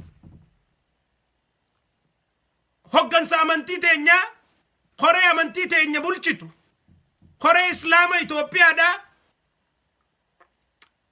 mootummaan nuuf filuudhaaf taayitaas hin qabdu, mirgaas hin qabdu, hamilees hin qabdu. Inuma mootummaan waan kana keessa harkasii guutuu deeffachuu qabdi jechuudha. Guutuutti keessattuu godina Harargee bahaatti waan idduu tana ta'e sirrii dhaqquba qabna. Dubbii ol hin kaasnu yenneeti callisnee ilaaluu jirra malee. Waan bulchinsichi jiru kan dhimma Islaamootaa barreessuudhaan warra Ahbash aangoo irra baasuudhaan warra koree uummanni filate ofiisa keessa akka baan taasisuu irratti xalayaa isaan barreessaniif kunutti maxxanaa jira. Quba qabna. Isiniin fayyaddu dhaabbaa isiniin jenna jechuun warra aangaa'ota mootummaadhaa bulchiinsarra jirtan, kan damee Islaamaa irra jirtan, kan dhimma Islaamaa irratti hoogganaa jirtan hundinuu harka keessan maradhaa isiniin jenna. Ummata ummanni bulchatu filateen, ummata ummanni amanuun, ummata diin keenya isaaniin nu gaggeessa jee ummanni amanuun. Dhimmi Islaamaa, koreen Islaamaa hoogganamuudha qabdi. Amma booda Ahbash ta wayyaaneeti, amantii wayyaaneeti, hooggansa wayyaaneeti, hooggansa keenyaa miti, hooggansa Islaamaati miti. Jalattiis hin bullu, ummanni keenyaas jalatti hin bulu. Abadan wayyaanee hojii Ahbash kuftee jirti. Yoo fedhe Maqaletti haa galu, yoo fedhe biyyaa baqatu, yoo fedhe karaa fedhe haa deemu. Ahbash aangoo koree musliimaa irra taa'ee sababa hajjiitii fi sababa amantii garagaraatiin maallaqa uummatarraa xuuxee hajji uummatarra qaaleessee naggata bizinesaa adda addaa tiraavil eejansii keessa seenanii akka uummanni keenya hajji dhaqanii salaatuu hin dandeenye, ziyaaraa godhuu hin dandeenye godhuudhaan nama keenya hamilee cabsanii maallaqa samiitti geessanii akka namni hajji irraa taa'u taasisaa jiranii jechuudha. Tooftaa nama keenya hajji dhaquurraa dhoorkuudhaati gatii ol kaasuun. Bakkitti hajji dhaquun duratti rakishaa yoo jiraatte Itoophiyaadha. Itoophiyaa irraa hajji dhaquun addunyaa guutuurraa bakka rakishaati. Hanga wayyaaneen hin dhufinitti. Eega wayyaaneen dhufte immoo namni hajji deemu baay'achuurraa kaka'e amatumarraa maallaqa osoo hidanii namni maanta na dhaquu dadhabeeti taa'u jira jechuudha. Osoo dhaquu fadhu maallaquma waliin qabee dhaquu dadhabe namni. Tooftaatti amantii si jallachiisani. Tooftaatti bakka hajji dheeyxu sanirraa itti si hambisani. Tooftaadha. Gatii si guddisanii si qaaleessanii hin dandeessu hafta. Waan osoo dandeessuu godhuu dandeessu irraa si dhorkanii akka duutu si taasisanii jechuudha. Irra falmuu qabnaa jechuudha. Sagalee ta'uu qabnaaf hin qaanfannu waan amantii teenya irratti. There is no negotiation. Waan amantii keenyaati negotiation hin jiru. Inuma. Hin fudhan. Tanaafu mootummaan guututti harka keessaa gaddeeffadhaa isin hin jenna. Umar Kombolcha nagaan aangoon yeroodhaatas fudhatte tana taalka wal filtanii fudhatte tana yaa leellisaa Ahbash ergamaa wayyaaneedha jallisaa islaamaa namichi ta'e kun Umar Kombolcha kajaamu ummanni Oromoodha ummanni islaamaa amantii teenya islaamni Itoophiyaa guutuun jechuudha. ዑመር ኮምቦልቻ የሚባለው የመጅሊሱ ሊቀመንበር ሆኖ በአሁኑ ጊዜ የተመረጠው የአህባሽ ዋና አቀንቃኝና በአህባሽ ክትኮታ ያደገ ጸረ እስላም አመለካከት ያለው እምነታችንን የሚያዛባ እስላሞችን ወደ ሀጅ የሚሄዱበትን ገንዘብ በማስወደድ ሀጅ እንዳይሄዱ በማስደረግ የሚሰራ አካልን መንግስት እጁን ሰብስቦ ከዚህ ስልጣን ላይ ማውረድ አለበት። ህዝቡ ከስልጣኑ ያወርደዋል። መንግስት ጣልቃ መግባቱን ማቆም አለበት። ቀይ መስመር ነው የለኛ ቀይ መስመር ኑፍ ሰረረዲ ማዳ ኡመን እስላማ ወረ መጅሊሳ ከአባሽ አንጎራ ፍራቡስ ነኑቱ ገርጋር ሰሞቱ ማንበርባን ኢኑ ማንበርባን ኑ ፍራቡስ ነኑቲ mootummaan ammoo nuufi isaan idduun seeniniidha gaafiin teenya. mootummaan daawoo isaan kanaaf hin ta'iniidha gaafiin teenya. yoo mootummaan akka achi keessa seenu barbaade malee. የሰላማ ሚኒስተር የተከበሩት ወይዘሮ ሙፍተሪያ በቅርቡ የእስላም ኮሚቴዎቹን አነጋግረው ነበር። የተወሰነው ውሳኔ እናውቃለን። ለተከበሩ ሙፍተሪያት አህመድ ክብርና ፍቅር ስላለን ነው ነገሩን ያላራገብ ነው። በተለያየ አቅጣጫ እናስኬደዋለን በሚል ለጊዜው ጸጥ ያል ነው። የተከበሩ የሰላም ሚኒስተር ምን እንዳደረጉ በዛ ስብሰባ ላይ ምን እንደተናገሩ ምን ብለው ከዛ እንደወጡ ተጨባጭ ማስረጃ አለን በድምጽ የተቀዳ። ሙፍተሪያት አህመድ ወልገይ ዳይቴ ሆሬ ሰመሬቺስቴ ዋን ሲን ጀቴ አችራ ደምቴ ዋን ሲን ኮሬ ሰኒረጎቴ ኩኑድዩ ጸረ ለውጥ ነው፣ ጸረ አንድነት ነው፣ ጸረ ሰላም የሆነ አቋም ነው። አንደግፍም ያንን።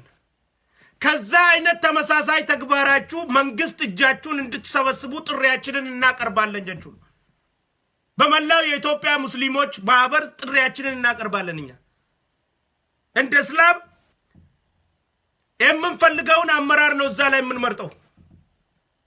የሚበጁንን የእስልምናን እምነት ወደፊት ያራምዳሉ ብለን የምናምናቸውን ሰዎች ነው እዛ ላይ የምናስቀምጠው። መንግስት የእስልምናን አመራር እንደሌላው መስሪያ ቤት ሊመርጥልን አይችልም። ካድሬዎች አይደሉምና አመራሮቻችን የመንግስት አባል አይደሉምና አመራሮቻችን። ደበሌ ዳሚቲ ወሪ ሙእሚኖታ ወሪ እስላማ ደበሌ ሞቱማቲ ሚቲ ደበሌ ሞቱማቲ ሚቲ ወሪ እስላማ ወሪ አመንቲ ከኛ ወገኑ ደበሌ mootummaati miti. mootummaan akka dabballee fi aangoo qabachiisutti warra kaan isa aangoo qabachiisuudhaaf deemu tasuman fudhannu jechuudha. nuufi mootummaa walibbo ይሄ ነገር እኛና መንግስትን ያጣላል።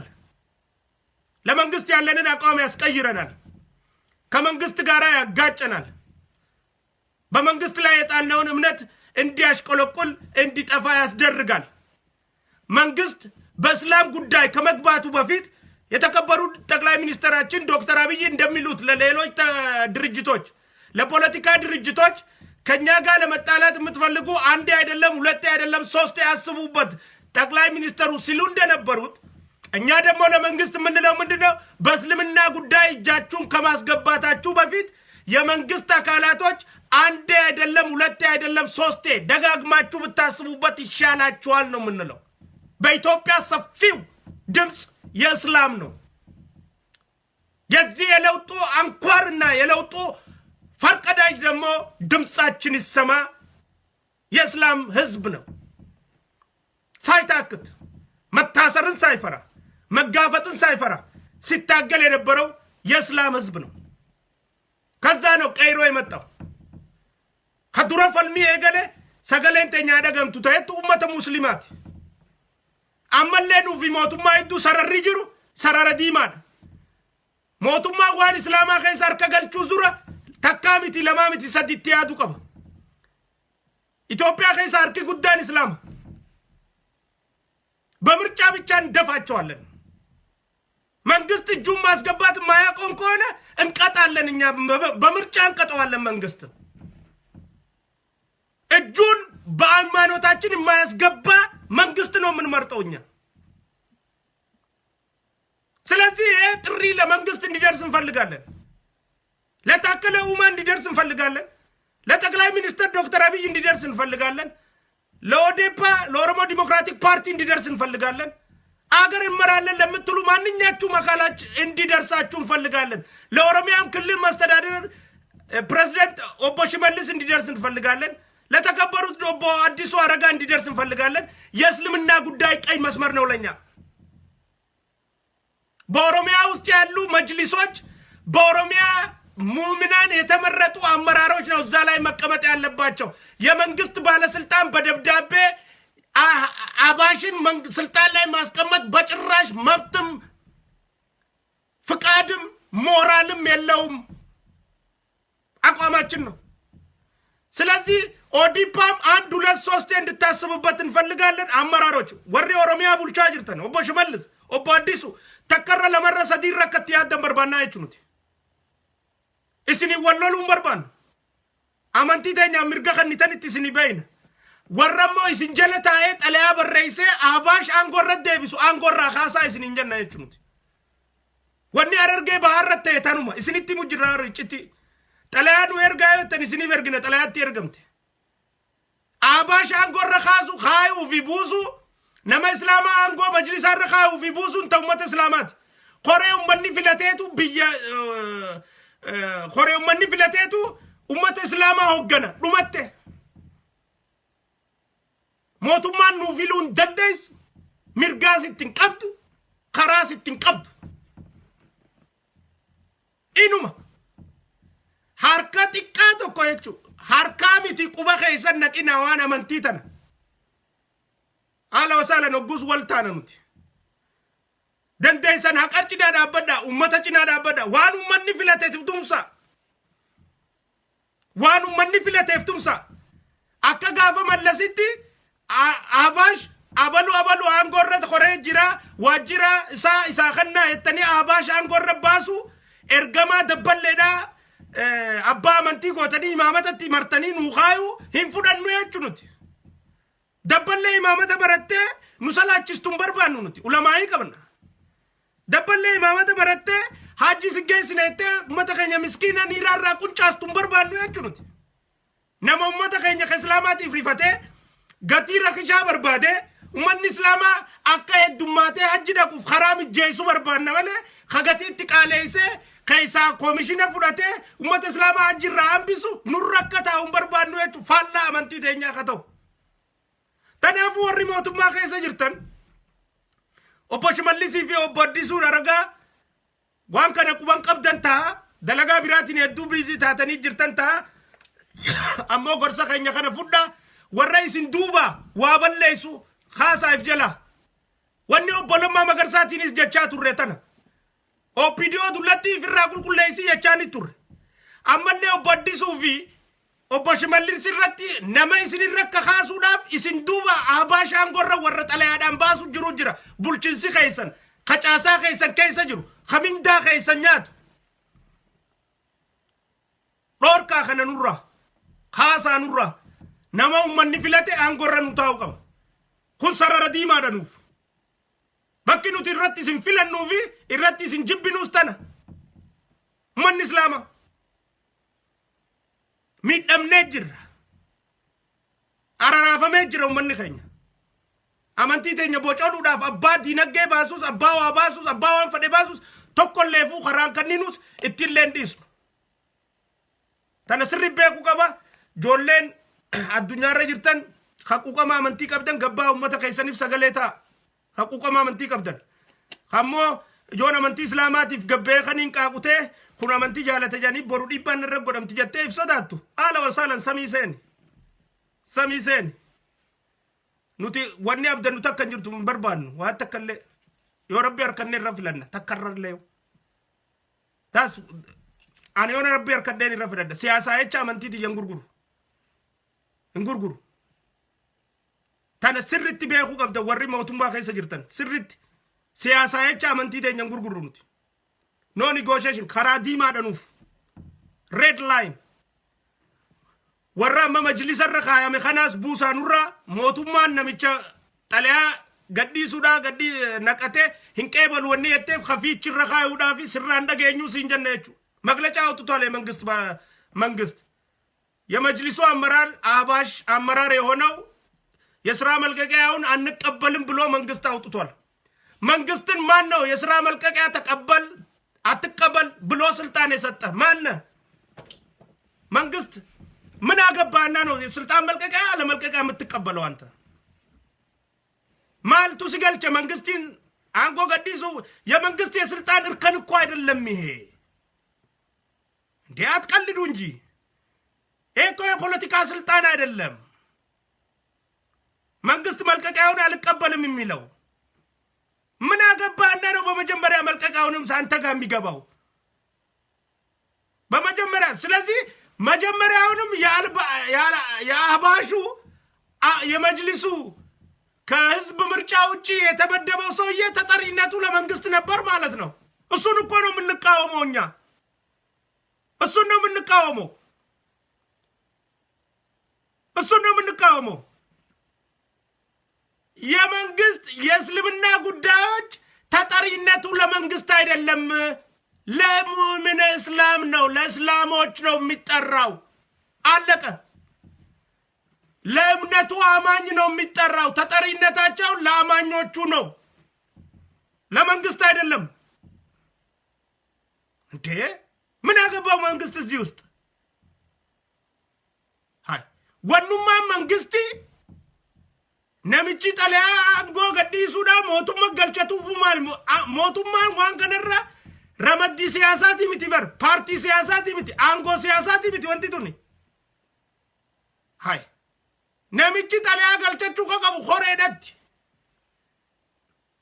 ነምኒ እስላም ወገኑ ሆሬን እስላማ اتقافتممان ثاني أمة اسلاماتي في موتما بياتي في متي ما انتو سقل موتما امنتي تينيا خيسا ونما موتما الرب وانتخينيا خيسا سياسات تينيا خيسا سقل تكلين ونجرتو يجو خورين اسلاما اتقافتممان ثاني أمة اسلاماتي في رمته كان قرر إسان باسوس أمتا خانغور رايسان بوسو سمتا خاني بونا جاني تليا غلفتنيتس خوريسانيت مانجمنتي في قب موتومان تنخيسا يونما في خايته مالي وني سنك وتكلين جرتو لا اني موتوما في امنتي ولتدا ختمو قب موتومان لما امنتي خيسا تسو مسينون قبض غوتو تيچو اتغافتومان خوري اتغافتمام اسلاموتا موتوما دافي ميتي خن سراو قب امه اسلاماتيف تو قب مالي موتوما دافي ميتي تنافو غورسي خينيا موتومان تكرر لمره سدي رد ديبيا دي سنجن دي مسلاما خيسار كغلچچو درو يارون فيلنوتو اسديم جرا يارو فيلنو اسديم تتنا ورايسين دوبا نما سنيرك خاسو وابليسو دور كافرا اما غنا مقا ODP في دكتور ابي في لما دا في خنون درت غنا بوبان دادا دي موتيس نبيد عند غرا دكتور ابي وبولما داتي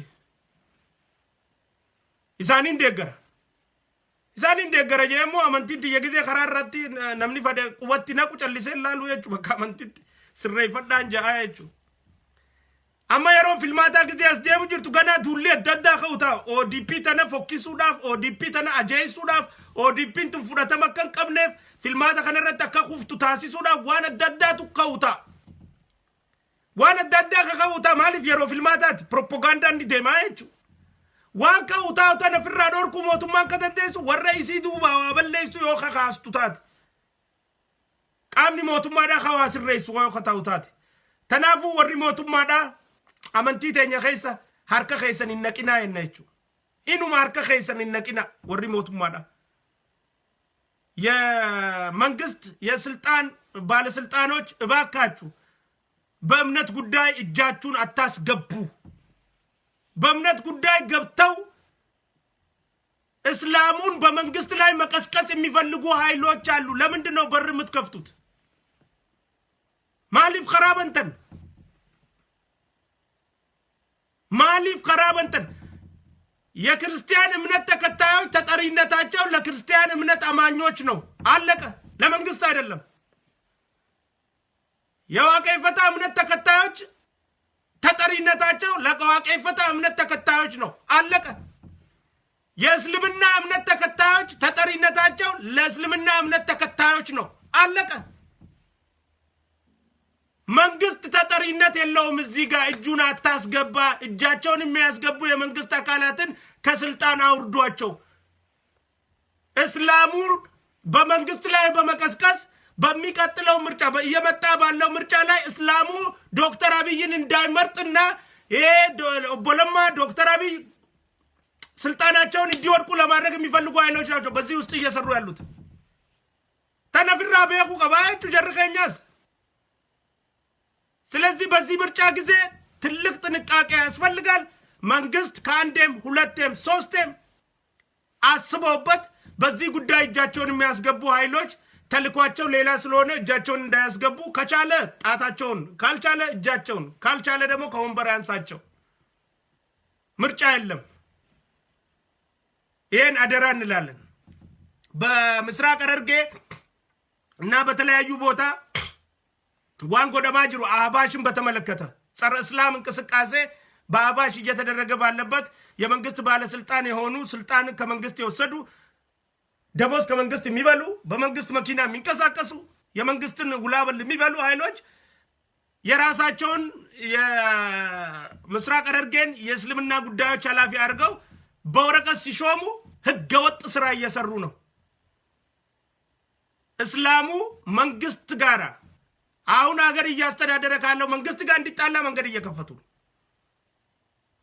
ተነበየኸኒ ወርብ እየቡልቹ ጅሮ ቦሽ መልሲ ፊ ቦዲሶ አረጋቲስ ሀተተባ ነመዋን ሰንጎዴ ጀለቡአኒ ዋን ጎዴፍ ጋፈተኒ ታይተራ ካሱላ ነማ አዴምሳቲ ደለይዱ ሲዱባ በለይሱ አንጎረዲሱን እንጅሩ መቦደ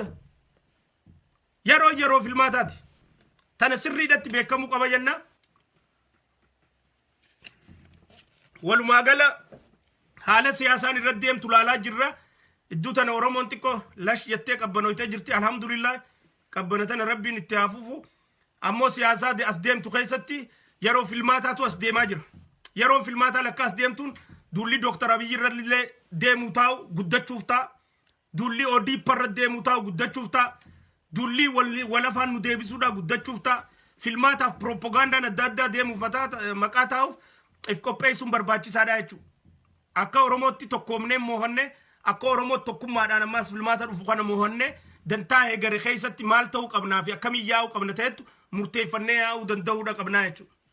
Hamileedhaa fi xiiqiin barbaachisne keessa seennee kufaatii biraa finnee filmaata irra dibbig jennee osoo addunyaan nu gartu hudduun lafa qabannee ka biraa matarra nu ba'ee rakkoo biraa keessa wal buusuudhaaf oriisaan deemu jirtu tun lash jettee osoo qabbanooyte irra bareedduudha jenna jechuudha. Mirgaaniin dhugu jira Muhammad sibiratti bitaa fakkaata malee an mirgaaniin dhugu jira.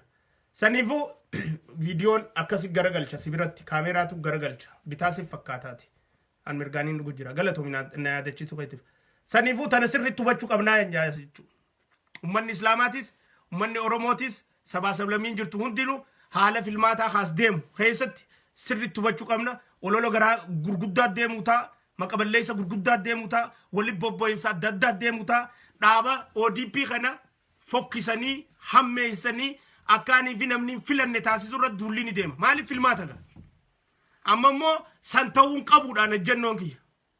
Akka Oromoottu eega biyya tana qabannee amata lamaa hin geenye akkuma Oromoottu ammaas filmaata kana caallee hiddan jabeeffanne akkuma Oromootu aangoo ifarkatti tursiisne ummataan filamnee aangoon fudhanne hubnaanii masaraa keessa seenne malee filannee aangoon qabanne madura saniifuu addunyaa fi ummataas garsiisuudhaaf warruma jiru kana sagalee takkaan Oromoon baadiyaa kaabaa kibbaa filattee aangoo sii tana sabachuudhaan eegas booda rakkoo keessaa fixachuudhatti deemuudhaatu irra nuu caalaa ta'ettu bal'inaan irraa haasoyna arraaf dheeresseetiin jiraan isaa warri biyyaa za'a takka biran kutin jaanii